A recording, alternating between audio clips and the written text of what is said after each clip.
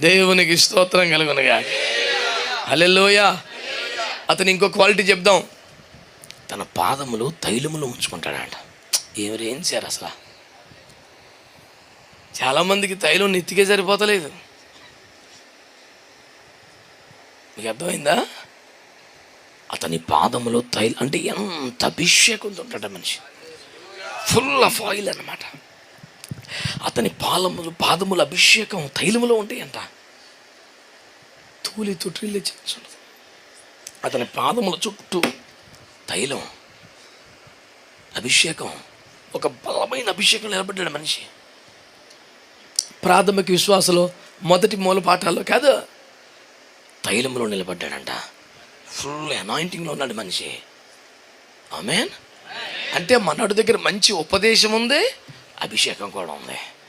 అందుకని ఎక్కువ ఆశీర్వాదం వచ్చింది. ఎందుకు రాదు?